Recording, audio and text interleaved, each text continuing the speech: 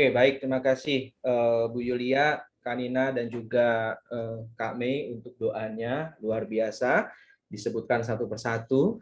Begitu detail. Terima kasih juga untuk tim pujian dari Pontianak. Kita berikan tepuk tangan yang meriah untuk mereka. Luar biasa ya. Saya itu selalu kagum dan salut untuk setiap tim pujian SOG, walaupun hanya sebentar, ya satu lagu, dua lagu, tapi melakukannya dengan sepenuh hati, ya.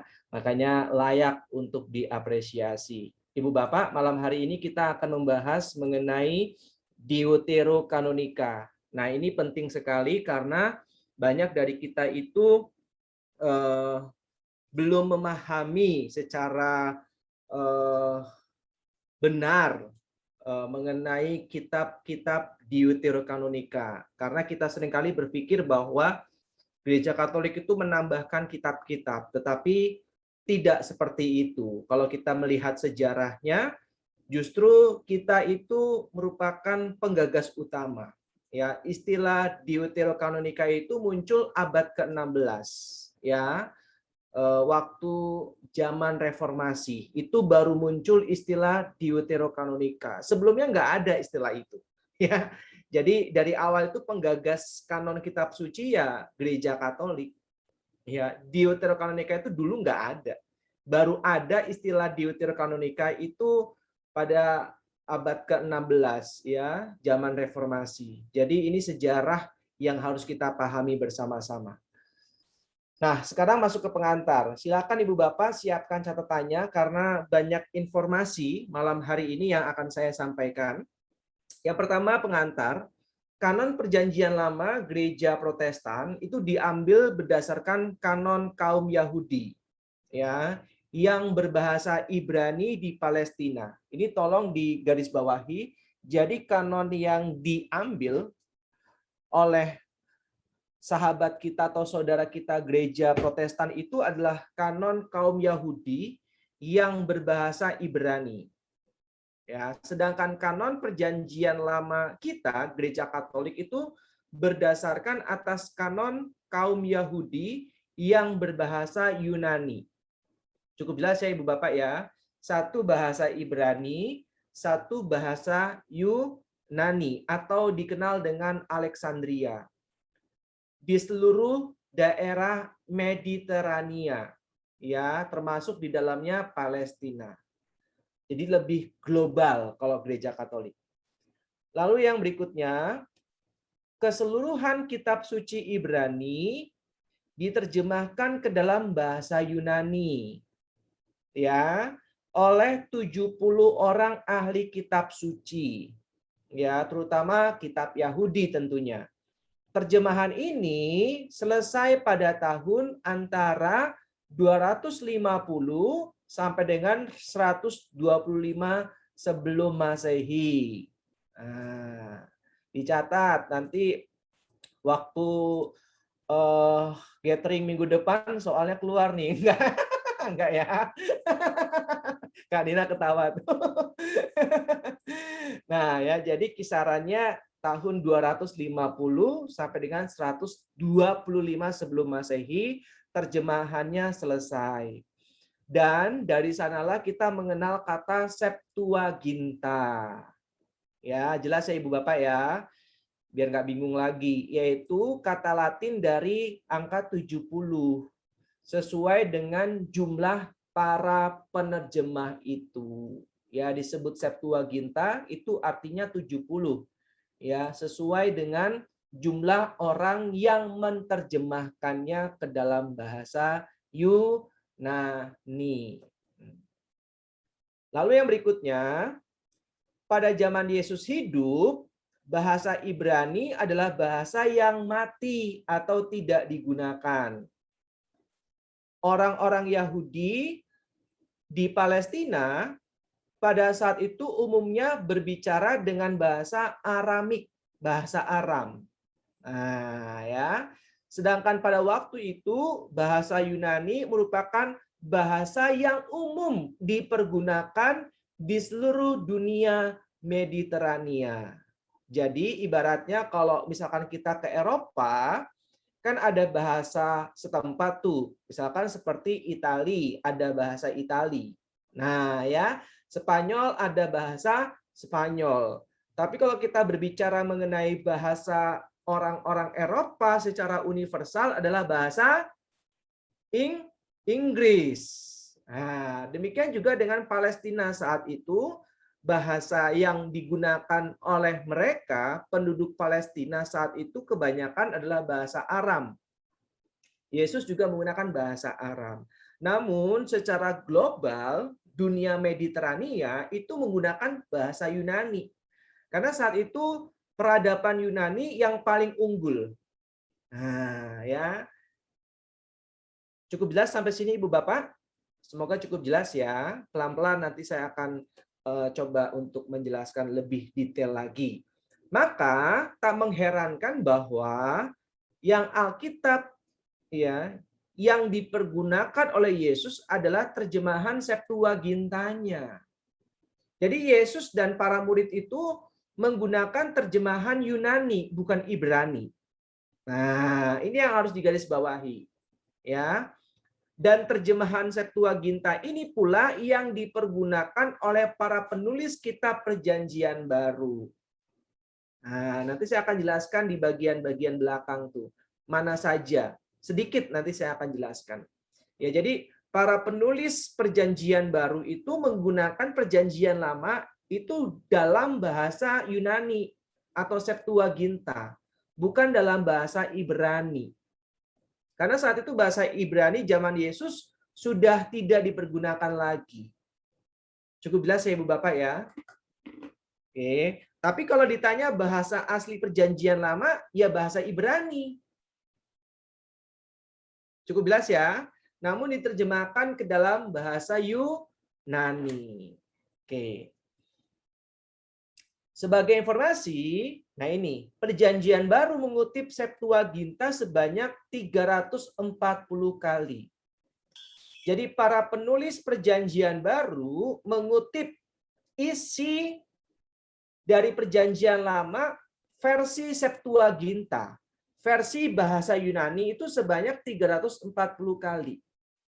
Dan hanya mengutip kanon Ibrani hanya 33 kali. Nah, 1:10. Ya kan?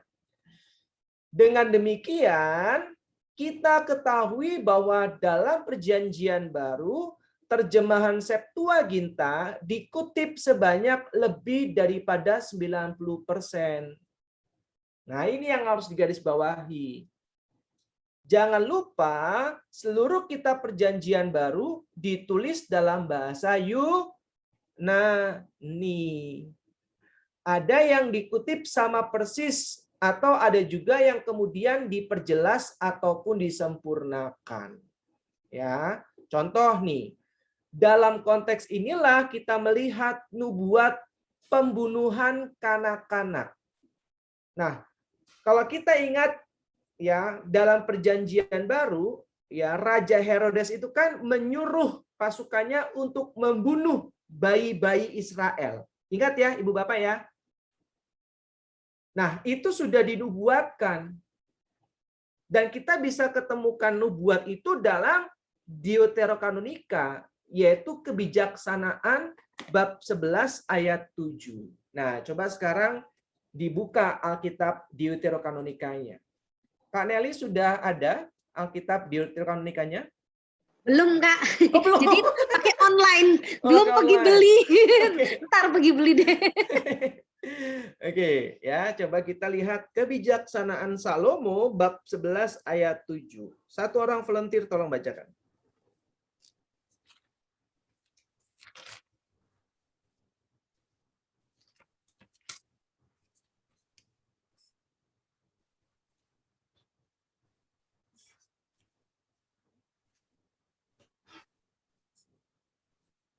Yuk.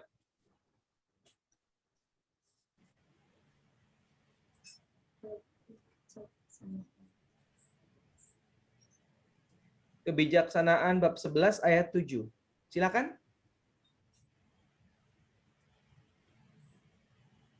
sebagai hukuman atas perintah pembunuhan kanak-kanak, mereka telah kau beri dengan tidak tersangka-sangka air yang melimpah ruah.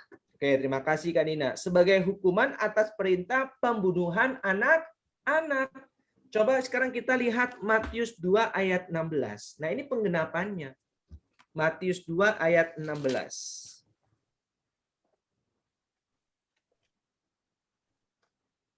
Ketika Herodes tahu bahwa ia telah diperdayakan oleh orang-orang Majus itu, ia sangat marah. Lalu ia menyuruh membunuh semua anak di Bethlehem dan sekitarnya, yaitu anak-anak yang berumur 2 tahun ke bawah, sesuai dengan waktu yang dapat diketahuinya dari orang-orang Majus itu. Oke, terima kasih Kak Nina. Jelas ya Ibu Bapak ya? Jadi nubuat mengenai pembunuhan anak-anak sudah dinubuatkan dalam surat atau kitab kebijaksanaan Salomo. Nah, itu ada di Deuterokanonika. Ya, cukup jelas ya Ibu Bapak ya. Tidak ada kita jumpai di kitab-kitab yang lain.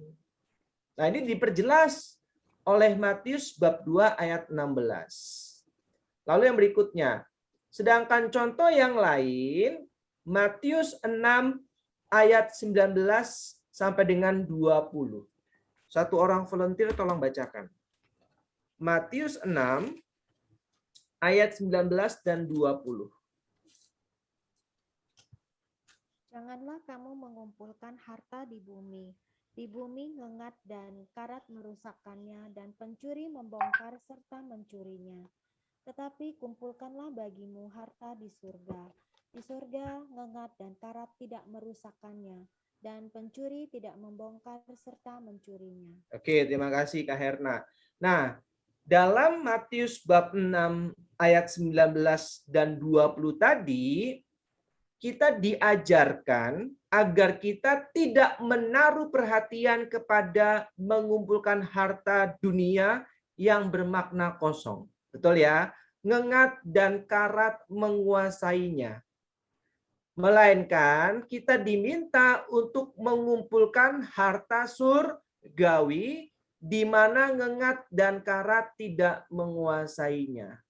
Nah, prinsip ini telah diajarkan dalam Perjanjian Lama. Salah satunya terdapat dalam Deuterokanonika, yaitu Yesus bin Sirak bab 29 ayat 8 sampai dengan 12. Yuk, satu orang volunteer tolong bacakan.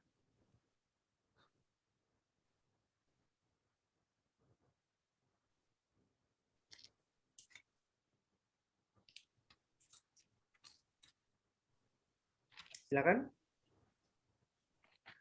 Bab 28 ya Kak Vindes. Bab 29. Oh, 29 ayat. Ayat 8. Ayat 8 sampai dengan 12. Namun demikian hendaklah sabar terhadap orang yang miskin. Janganlah mempertangguhkan dermamu kepadanya. Demi perintah tolonglah orang miskin dan mengingat kekurangannya. Jangan menyuruh dia pergi dengan tangan hampa. Biar perakmu hilang karena saudara dan kawan. Jangan kau biarkan berkarat di bawah batu sampai jatuh binasa. Gunakanlah harta milikmu menurut perintah dari Yang Maha Tinggi. Niscaya lebih berfaedahlah itu bagimu daripada emas. Kuncikanlah. Oke, terima kasih Kak Herna. Jelas ya Ibu Bapak ya. Ayat 10 tuh penekanannya. Biar perakmu hilang karena saudara dan kawan. Jangan kau biarkan berkarat. Nah, ya. Di bawah batu sampai jatuh binasa. Tadi kita jelas mendengarkan Matius bab 6 ayat 19 sampai dengan 20 mengenai jangan mengumpulkan harta di dunia sebab ngengat dan karat menguasainya. Nah, barusan kita baca dari Yesus bin Sirak bahwa kalau kita punya perak, ya kita bagikan kepada saudara atau kawan, jangan sampai perak itu berkarat. Nah, itu sudah ada ajaran itu di dalam Perjanjian Lama. Barusan kita baca dari Yesus bin Sirak, dan itu ada dalam Deuterokanonika. Nah, selain itu juga diajarkan Yakobus bab 5 ayat 2 sampai dengan 3, ataupun di ayat paralelnya pada Injil Lukas bab 12 ayat 33 sampai dengan 34. Nah, itu juga ada di Tobit bab 4 ayat 9. Ya, Tobit juga Deuterokanonika. Yang Ayub dan Mazmur saya tidak usah tekankan karena Ayub dan Mazmur bukan bagian Deuterokanonika. Karena malam hari ini kita membahas dan belajar Deuterokanonika, maka yang saya tekankan Sirak dan Tobit. Ya, silahkan nanti baca yang Tobitnya. Cukup jelas ya Ibu Bapak ya. Jadi dalam kitab-kitab Deuterokanonika itu juga banyak hal-hal yang ternyata sudah diajarkan. Bahkan tadi sebelumnya, ya kan, para penulis perjanjian baru mengutip Septuaginta itu sebanyak 340 kali. Ya, Alkitab yang dari bahasa Yunani. Sorry, bukan Alkitab, ya, kitab perjanjian lama, ya, dari bahasa Yunani yang dikutip 340 kali. Nah, kalau yang tadi bahasa Ibraninya hanya sebanyak, ingat nggak? 33 kali. Ya, sepersepuluhnya. Nah, sekarang masuk ke dalam slide yang berikutnya. Ini saya ambil dari slide-nya Katolisitas. Nah, Ibu Bapak, saya ingin menjelaskan hal-hal yang mendasar tapi sangat penting, yaitu mengenai tradisi gereja, kitab suci, dan magisterium. Ya, 3 pilar ini sehubungan dengan terbentuknya kitab suci. Pertama, terbentuknya kitab suci tidak dapat dipisahkan dari proses penentuan kanonnya. Ya, tak semua karya tulis di abad-abad awal dapat dikatakan sebagai karya yang diinspirasikan oleh Roh Kudus. Ini tolong diingat Ibu Bapak. Jadi tidak semua karya tulis di abad-abad awal gereja perdana ya dapat dikatakan sebagai karya yang diinspirasikan oleh Roh Kudus. Makanya kita pernah mendengar Injil apokrif, ada Injil Barnabas, Injil Petrus, Injil Maria Magdalena, dan sebagainya. Nah, itu tidak dikanonkan. Karena para bapak gereja, melalui tradisi gereja dan magisterium, ya percaya bahwa kitab-kitab itu tidak diinspirasikan oleh Roh Kudus. Kenapa? Karena bertentangan dengan ajaran Yesus atau tidak sesuai dengan ajaran-ajaran Yesus. Tetapi mengatasnamakan seperti Barnabas, Maria Magdalena, atau Petrus. Ya, padahal bisa dipastikan bukan mereka yang menulis itu. Ya. Nah, sekarang saya akan jelaskan mengenai kanon kitab suci kita, yaitu Gereja Katolik, menjadi kanon seperti sekarang. Ada berapa banyak perjanjian lama? Berapa kitab? 46, Kak. 46 perjanjian lama. Oke. Lalu perjanjian baru ada? 27. Yes, 27. Nah, yang merumuskan dan yang mengkanonkan total semuanya 46 perjanjian lama dan 27 kitab perjanjian baru, total semua ada 73, ya. Itu adalah Paus Damasus yang pertama. Cukup jelas ya. Jadi Alkitab kita dikanonkan seperti sekarang yang kita pegang itu oleh Paus Damasus yang pertama. Ya, ini harus kita ingat nih. Ya, yaitu tahun 382 Masehi. Jadi Alkitab kita menjadi kanon seperti sekarang itu tahun 382 Masehi. Dan diteguhkan ya pada Konsili Hippo dan Konsili Kartago tahun 393 dan 397. Cukup jelas? Sampai konsili-konsili berikutnya tetap menggunakan 73 buku ini. Jadi tidak pernah berubah dari awal sampai sekarang. Cukup jelas Ibu Bapak? Tidak pernah berubah. Jadi sudah dikanonkan dari abad yang keempat Masehi. Sampai sekarang tidak pernah berubah. Nah, ya. Setelah itu ada Paus Santo Innocentius yang pertama juga menekankan ada 73 buku Perjanjian Lama dan Perjanjian Baru.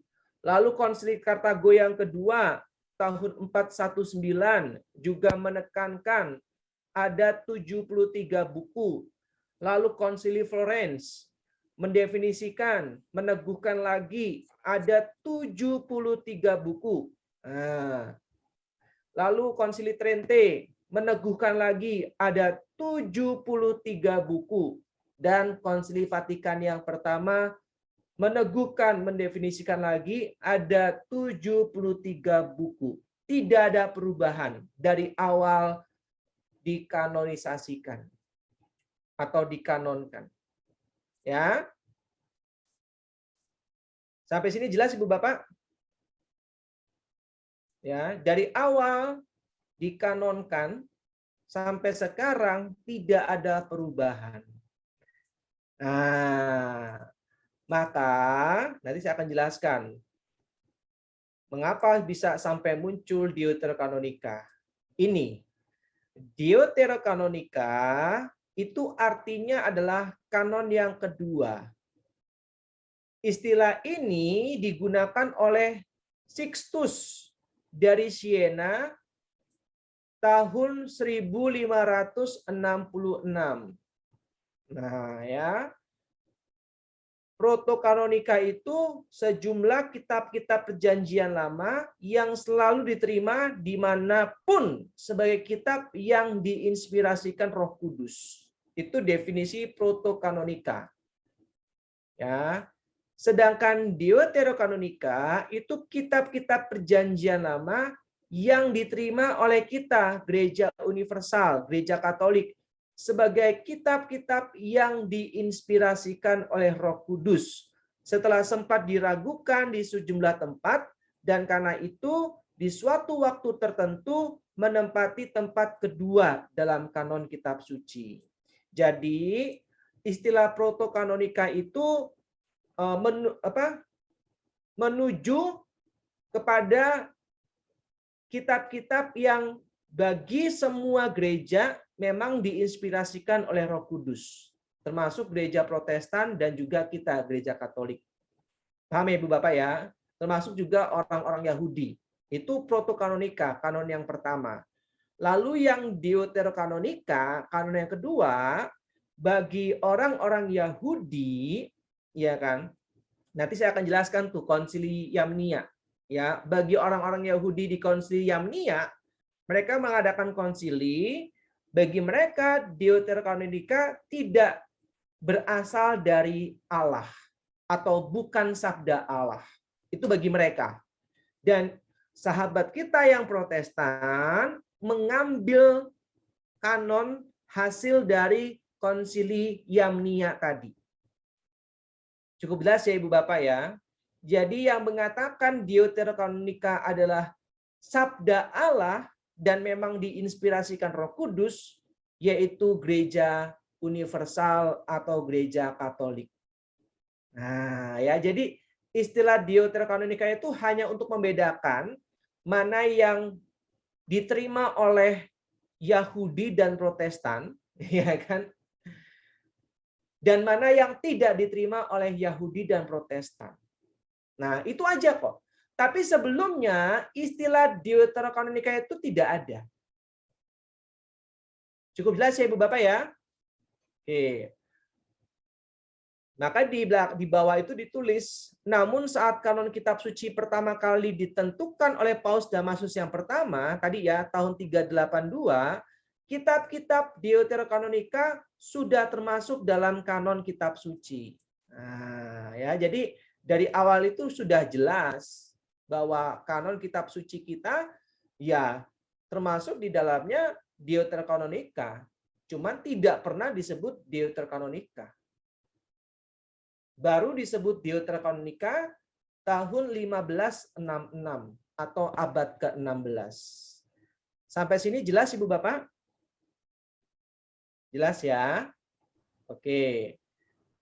Lalu yang berikutnya, kitab-kitab Deuterokanonika itu ada 7, yaitu Tobit, Yudit, Kebijaksanaan Salomo atau biasa disingkat Kebijaksanaan, Yesus bin Sirak atau biasa dikenal dengan Sirak saja, lalu ada Baruh, ya termasuknya dalamnya itu ada Yeremia, karena Baruh itu adalah sekretarisnya Yeremia. Lalu yang keenam itu 1 Makabe, dan yang ketujuh adalah 2 Makabe. Cukup jelas ya Ibu Bapak ya?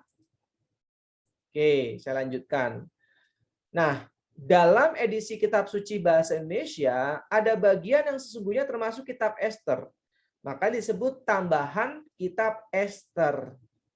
Dan yang seharusnya termasuk dalam Kitab Daniel yang disebut dengan tambahan Kitab Daniel. Nah, itu tidak masuk dalam Deuterokanonika. Karena sifatnya hanya sebatas tambahan. Tapi secara susunan ada dalam kitab-kitab Deuterokanonika secara susunannya.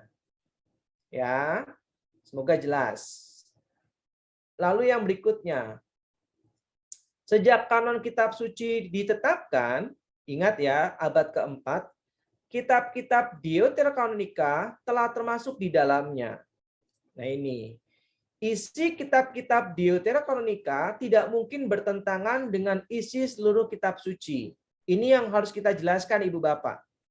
Kalau ada yang bertanya, apa isinya? Yang pasti tidak bertentangan dengan isi seluruh kitab suci. Nanti kalau mereka nggak percaya, silahkan baca sendiri. Ya kan? Lalu yang kedua, tidak ada alasan untuk mengatakan bahwa kitab-kitab tersebut buruk ataupun boleh disingkirkan. Nggak ada. Ya, kalau ada minta tolong mereka tunjukkan bahwa kitab ini buruk, ya, tidak sesuai dengan ajaran Kristus misalkan. Coba minta tolong mereka tunjukkan, ya, kitab mana dan ayat apa atau ayat berapa. Sampai sini jelas Ibu Bapak? Oke, saya lanjutkan ya. Nah, sekarang tidak benar ya bahwa Gereja Katolik menambah kitab dalam Alkitab kita. Nah, ini yang tadi di awal saya bilang. Jadi jangan pernah kita berpikir bahwa kita yang menambahkan kitab dalam Alkitab. Tidak. Gereja Katolik tidak pernah menambah kitab. Nah, ya. Karena dari awal seperti yang berulang kali saya jelaskan, Deuterokanonika itu sudah ada di dalam Perjanjian Lama. Baru istilah Deuterokanonika ada tadi tahun berapa? 1566. Itu pun hanya untuk menunjukkan perbedaan. Nah, ya, jadi nggak benar kalau dibilang Gereja Katolik menambahkan kitab. Yang ada justru sebaliknya, mereka yang mengurangi kitab. Ya, karena yang merumuskan, yang mengkanonkan Alkitab itu Gereja Katolik loh. Paus Damasus yang pertama. Kalau nggak ada Paus Damasus, mereka nggak akan pernah mengenal Alkitab seperti sekarang. Ini yang harus kita pahami bersama-sama. Yang merumuskan, yang mengkanonkan Alkitab ya Gereja Katolik, para bapak gereja. Jadi kalau misalkan kita dibilang Gereja Katolik menambahkan kitab, berarti orang itu ngaco sengaco-ngaconya gitu kan. Berarti orang-orang yang bilang seperti itu nggak pernah belajar kitab suci, nggak pernah belajar sejarah. Cukup jelas ya Ibu Bapak ya. Oke, nah sekarang masuk ke Martin Luther. fakta sejarah menunjukkan Martin Luther sendiri tetap menyertakan Deuterokanonika loh. Nah, ya. Bapak reformasi teman-teman kita yang Protestan itu masih menggunakan atau menyertakan Deuterokanonika. Dalam kitab suci terjemahannya ke dalam bahasa Jerman, ya, tahun 1534 di bagian akhir Perjanjian Lama dan menyebutnya sebagai apokrifa. Tapi masih disertakan walaupun disebut apokrifa. Apokrif, ya. Bahkan edisi pertama King James Version masih menyertakan kitab Deuterokanonika. Nah, ya. Deuterokanonika termasuk dalam kitab suci setidak-tidaknya sebagai appendix, ya, sampai tahun 1827 ketika the British and Foreign Bible Society memotongnya.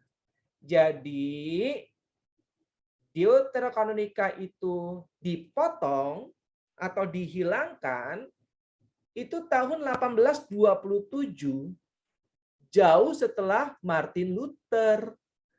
Zaman Martin Luther pun masih ada Deuterokanonika. Ya. Jadi ini sejarah penting nih. Jadi mereka lah yang memotong, mereka lah yang menghilangkan, bukan kita yang menambahkan. Cukup jelas Ibu Bapak? Oke. Sekarang nih, Konsili Yafne atau Yamnia yang tadi sempat saya singgung. Setelah kehancuran Yerusalem di tahun 70, ya, yang sekarang lagi perang itu tanahnya dipermasalahkan. Itu kan Bait Allahnya dihancurkan tahun 70 tuh, ya kan? Masih ada puing-puingnya. Yaitu tepatnya tahun 90-an, ya. Para ahli kitab Yahudi mengadakan konsili Yamnia. Tolong diingat Ibu Bapak, ya. Atau konsili Yafne untuk meninjau kanon kitab suci mereka. Ya. Sambil juga menolak keberadaan Injil. Perhatikan. Jadi konsili ini menolak keberadaan Injil. Ingat, Injil yang sudah ditulis saat itu Injil apa? Sebelum tahun 90-an. Ayo, Perjanjian Baru nih. Markus ya, Kak? Ya, Markus. Markus itu tahun berapa, Ibu Ria? Tahun berapa ya? Sebelum 70? Ya, sekitar tahun 60 ya. Ya, Lalu setelah itu Injil apa? Matius, Matius dan Lukas. Lukas. Ya, itu sekitar tahun 70-an. Ya. Baru setelah itu Injil Yohanes. Injil Yohanes tahun 90-an, tepat konsili ini. Jadi setidaknya ada 3 Injil yang mereka tolak. Yaitu Injil Markus, Matius, dan Lukas. Mungkin juga Injil Yohanes, mungkin ya. Mungkin sudah selesai Injil Yohanes pada saat konsili. Ya.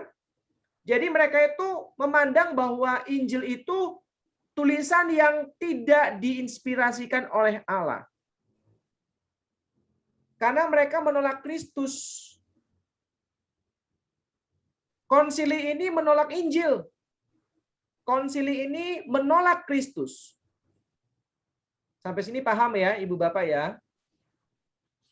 Nah, konsili ini akhirnya memutuskan untuk juga tidak memasukkan kitab-kitab Deuterokanonika. Ini akarnya, Ibu Bapak. Jadi teman-teman kita gereja Protestan mengikuti konsili Yamnia ini. Paham ya? Karena dalam konsili ini mereka memutuskan untuk tidak memasukkan kitab-kitab Deuterokanonika di dalam kitab agama Yahudi. Nah, kenapa?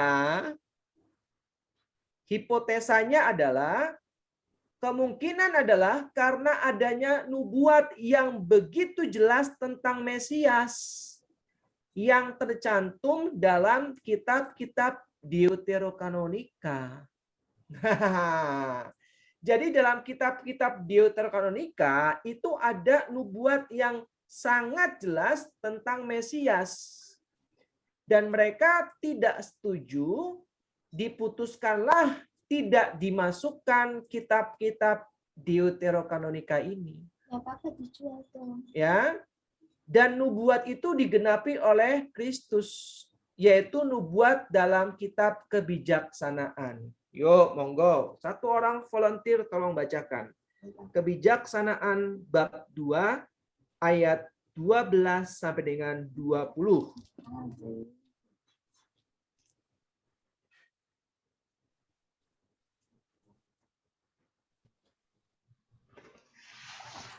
Marilah kita menghadang orang yang baik, sebab bagi kita ia menjadi gangguan serta menentang pekerjaan kita.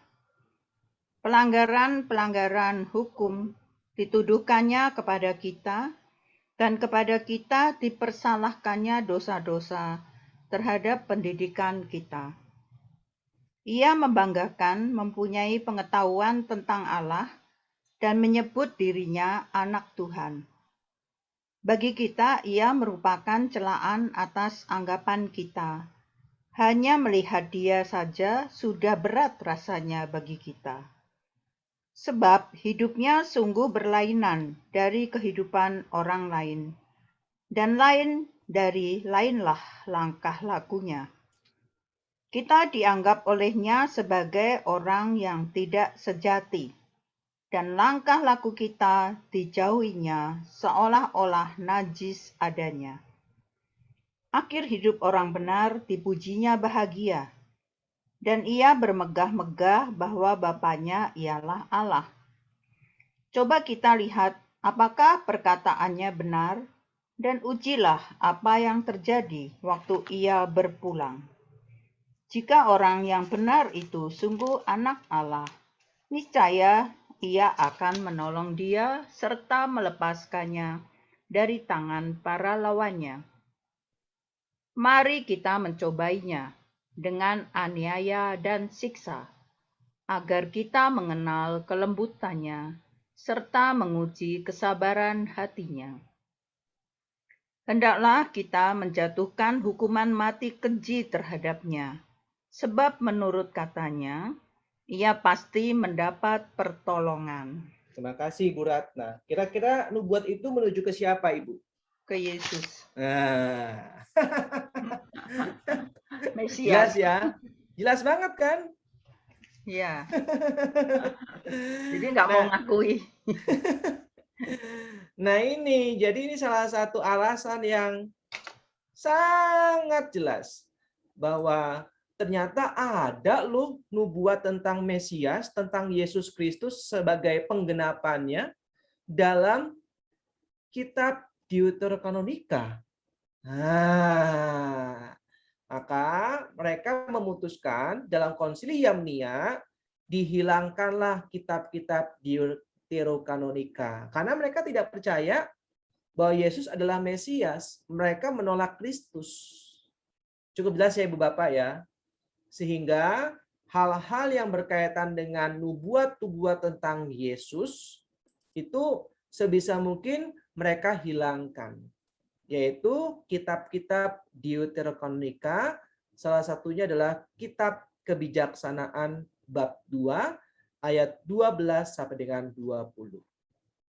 Berikutnya. Semoga cukup jelas ya. Selain itu, ada pula argumen yang menyatakan bahwa tidak diketemukan naskah asli kitab-kitab Deuterokanonika dalam bahasa Ibrani. Jadi ini alasan yang berikutnya Ibu Bapak, bahwa bagi orang-orang Yahudi dan Protestan, kitab yang diinspirasikan oleh Roh Kudus adalah kitab bahasa Ibrani. Sedangkan kitab-kitab Deuterokanonika itu tidak ada yang dari bahasa Ibrani, semuanya dari bahasa Yunani. Sehingga mereka mengambil kesimpulan bahwa ini bukan kitab-kitab yang diinspirasikan oleh Allah. Karena kitab-kitab yang diinspirasikan oleh Allah itu dari bahasa Ibrani, bukan bahasa Yunani. Nah, maka dianggap kitab-kitab tersebut tidak otentik.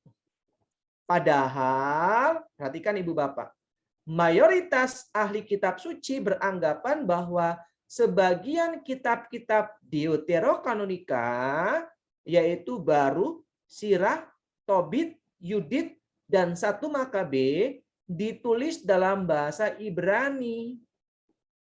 Juga nyatanya penemuan naskah-naskah kuno di gua-gua Qumran baru-baru ini juga meneguhkan pandangan mereka. Ada kitab-kitab Deuterokanonika versi Ibraninya, ketemu loh. Nah, ya, jadi pandangan mereka yang mengatakan kitab-kitab Deuterokanonika tidak dari bahasa Ibrani gugur. Karena sudah ada bukti otentiknya. Ya, yaitu penemuan naskah-naskah kuno di Gua Qumran. Ada 11 titik Gua Qumran. Nah, ada 11 titik naskah-naskah kuno itu ditemukan. Ya, nanti kalau ada kesempatan saya akan jelaskan mengenai 11 titik Gua Qumran itu ya, tapi bukan sekarang. Ya. Oke, yang berikutnya. Penemuan naskah-naskah ini yang dikenal dengan Dead Sea Scroll sekitar tahun 1950-an. Baru kan Ibu Bapak? Nah, ya. Mungkin Ibu Bapak ada yang lahir tahun 1950-an. Ya kan? Nah, ini masih fresh banget. Ya. Menunjukkan adanya naskah-naskah asli yang diperkirakan berasal dari tahun 300 sebelum Masehi sampai 135 sebelum Masehi. Ada buktinya loh. Barusan diketemukan tahun 1950-an. Nah, ya. Nah, dari naskah-naskah asli yang ditemukan itu, sebagian itu kitab Deuterokanonika, Ibu Bapak. Yaitu kitab Sirah, Daniel, Tobit, Baru, semuanya ada dalam bahasa Ibrani. Nah, loh. Jadi kalau misalkan mau bukti, udah ada buktinya tuh. Ya, penemuan naskah-naskah asli di Gua Qumran. Ya. Dengan demikian, gugurlah argumen bahwa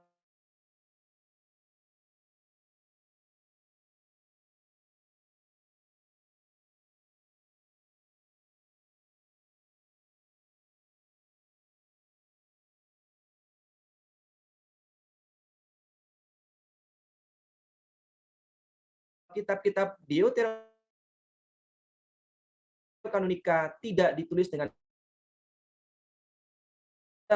gereja tidak perlu menerima otoritas Konsili Yamnia. Nah, ada 3 alasan Ibu Bapak. Kenapa gereja Katolik nggak ikut hasil dari Konsili Yamnia? Ya, jadi kita berbeda dengan saudara kita yang Protestan. Gereja Katolik punya pendapatnya sendiri. Ya, dari Konsili Kartago, sebelumnya Paus Damasus yang pertama yang mengkanonkan kitab itu. Ya, sebanyak 73 kitab dalam Alkitab kita. Yaitu dari Gereja Katolik sendiri. Karena kita nggak ikut-ikutan hasil dari Konsili Yamnia. Alasannya ada 3. Yang pertama, Konsili Agama Yahudi yang dilakukan setelah Kristus bangkit tidak mengikat umat Kristiani. Sebab kuasa mengajar telah diberikan kepada para rasul dan para penerusnya dan bukan kepada pemimpin agama Yahudi. Betul nggak? Nah, Yesus kan bilang bahwa di atas batu karang ini akan kudirikan jemaatku dan alam maut tidak akan menguasainya. Yesus ngomong kepada Petrus dan para muridnya. Jadi kuasa mengajar itu ya diturunkan kepada para rasul, bukan kepada para pemimpin agama Yahudi. Itu pertama. Ya. Lalu yang kedua, Konsili Yamnia menolak semua dokumen yang malah menjadi sumber iman Kristiani. Ditolak semua oleh Konsili Yamnia. terutama Injil dan kitab-kitab Perjanjian Baru. 1 Tesalonika ditolak. Surat-surat Rasul Paulus semuanya ditolak. Ya. Lalu Injil ditolak, Kisah Para Rasul ditolak. Ya. Padahal itu semua merupakan sumber iman Kristiani. Jadi nggak ada alasan buat kita ngikut mereka. Orang mereka aja menolak sumber-sumber iman Kristiani, kenapa kita ikut-ikutan? Nah, ya. Lalu yang terakhir, yang ketiga, ini penting nih.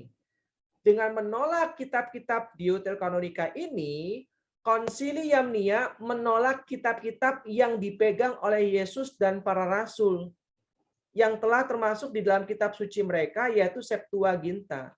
Adalah fakta bahwa 2/3 kutipan dalam Perjanjian Baru itu diambil dari Septuaginta dan bukan dari kitab berbahasa Ibrani. Cukup jelas Ibu Bapak. Ya, jadi sebenarnya orang-orang zaman Yesus itu kebanyakan mengambil atau membaca Perjanjian Lama, ya, bukan dari bahasa Ibrani-nya, melainkan dari bahasa Yunani-nya. Gitu. Ya, dan kutipan-kutipan dalam Perjanjian Baru itu banyak diambil dari Septuaginta, versi bahasa Yunani.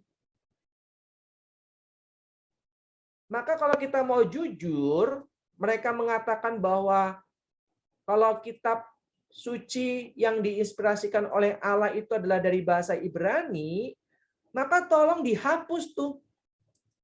Ya, kitab-kitab Perjanjian Baru yang mengambil istilah dari Septuaginta. Nah, ya, Herodes yang memerintahkan untuk membunuh anak-anak itu dihilangkan. Karena ada tadi kan dalam Deuterokanonika. Ya. Dan ada sekitar 340 kali dari versi Septuaginta. Bayangin, itu banyak banget loh. 2/3-nya. Oke, cukup jelas ya Ibu Bapak ya. Lalu penutup nih. Jadi, kita memahami isi kitab Deuterokanonika tersebut tidak ada yang bertentangan dengan isi Alkitab yang lainnya. Ya, nggak ada yang namanya pertentangan. Sehingga sesungguhnya tidak ada alasan untuk mengatakan bahwa kitab-kitab tersebut buruk. Kitab tersebut malah memperjelas apa yang disampaikan dalam kitab Perjanjian Lama yang lain. Ya, bukan menambah kebingungan, bukan memperburuk keadaan, bukan. Justru hadirnya kitab-kitab Deuterokanonika itu semakin meneguhkan, semakin memperjelas apa yang disampaikan dalam kitab-kitab Perjanjian Lama yang lainnya. Ya. Contohnya misalkan kitab Ester, ada uraian tentang mimpi Mordekai. Ya, surat penetapan Haman, doa Mordekai, doa Ester, yang jika dibaca dalam kesatuan dengan kitab Ester dalam kanon terdahulu dapat menjelaskan isi kitab Ester secara lebih lengkap dan membuat ceritanya semakin masuk akal atau make sense. Ya, misalnya di kitab terdahulu hanya disebut ada surat Haman. Tetapi isi persisnya tidak dijabarkan. Sedangkan di kitab tambahan Ester, isi surat itu dijabarkan. Nah, jadi dilengkapi isi surat Mordekai itu. Ya. Ya, sorry, isi surat Haman bukan Mordekai, ya. Diperjelas oleh tambahan Ester. Ya. Maka jelas bahwa sebenarnya tambahan Ester itu sebenarnya bukanlah tambahan, melainkan satu kesatuan dengan kitab Ester. Karena menyambung tadi, ya, surat dari Haman yang isinya tidak dijabarkan. Lalu dijabarkan di dalam kitab tambahan Ester. Sehingga kehadiran Deuterokanonika itu justru semakin memperjelas, memperkaya kitab-kitab perjanjian lama yang lainnya. Cukup jelas Ibu Bapak? Oke, selesai. Nah, cepat ya. Ada pertanyaan? Ada, Pak.